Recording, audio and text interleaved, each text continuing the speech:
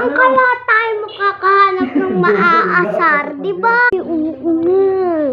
Patulong ang dumi kong dulos. Haha, si Danay sa tiyan pa talaga. Na, yung tiyan mo parang buntis, tas ilong mo nangangamatis, tas hininga mo amoy panis. So?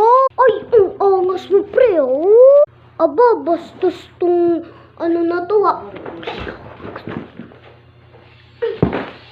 Ikaw.